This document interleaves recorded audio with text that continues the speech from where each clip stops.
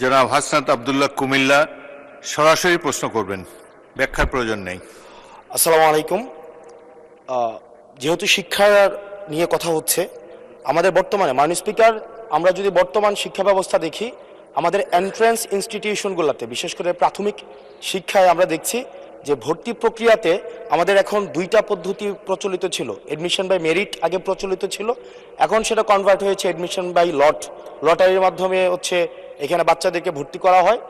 ফলত যেটা হয়েছে, ফিডার ইনস্টিটিউশনগুলোর শিক্ষার মান অনেক কমে গিয়েছে, যার ফলে টারশিয়ারি এডুকেশনে আমরা হচ্ছে কোয়ালিটি সম্পন্ন ছাত্র আমরা হচ্ছে বিশ্ববিদ্যালয়গুলোতে আমরা পাঠাতে পারি না। এখন মাননীয় মন্ত্রী মহোদয়ের কাছে আমার প্রশ্ন থাকবে, এই যে প্রাইমারি স্কুলে বাচ্চাদেরকে ভর্তি করানোর ক্ষেত্রে আমরা কি ভর্তি প্রক্রিয়াটা আমরা পরিবর্তন করব কিনা, নাকি এই যে এডমিশন বাই লটারির মাধ্যমে আমরা নিব এবং মেরিটকে আমরা হচ্ছে সবসময় হচ্ছে দমায় রাখবো, নাম্বার ওয়ান। আর নাম্বার টু হচ্ছে, আমাদের বর্তমান শিক্ষা পদ্ধতিতে আমরা যদি দেখি, আমরা যারা পয়সা দিয়ে কিনতে পারে তারা হচ্ছে এখন ইংরেজি মাধ্যমটা কিনছে, যারা পয়সা দিয়ে ইংরেজি মাধ্যম কিনতে পারে না তারাই কেবল আপনি যেই শিক্ষা পদ্ধতি আমাদের জন্য জনজীবনের জন্য আপনি চালু করেছেন সেটা আমরা কিনছি, আর যারা সেটাও কিনতে পারে না তারা হচ্ছে মাদ্রাসা শিক্ষা পদ্ধতি কিনছে। আপনার কাছে প্রশ্ন যে আমাদের বর্তমানে একটা দেশে এই তিনটা শিক্ষা পদ্ধতি যেটা অর্থনৈতিক অবস্থার উপরে নির্ভর করে চলে, এই তিনটা শিক্ষা পদ্ধতি জিয়ে রেখে আপনার কি মনে হয় যে আপনি একটা ইনক্লুসিভ শিক্ষা পদ্ধতি নিয়ে আমাদের দেশটাকে আগায় নিতে পারবেন? ধন্যবাদ।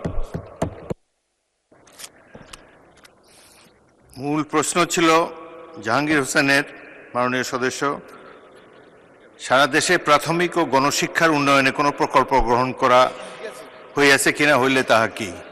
এখন তো ইন জেনারেল আমরা ডিসকাশনে চলে গিয়েছি, তবুও মাননীয় মন্ত্রী আপনি ইচ্ছা করলে উত্তর দিতে পারেন। ধন্যবাদ মাননীয় স্পিকার, ধন্যবাদ মাননীয় সংসদ সদস্যকে। যদিও তিনি ব্যাপকভাবে প্রশ্ন করেছেন, আমরা আশা করি এই মহান সংসদে এই বিষয়গুলি আলোচনা হওয়ার প্রয়োজন রয়েছে এবং তিনি করছেন। মূলত আমাদের দেশে শিক্ষা ব্যবস্থার জন্য রুরাল অ্যান্ড আরবান এই দুইটি সেকশন রয়েছে।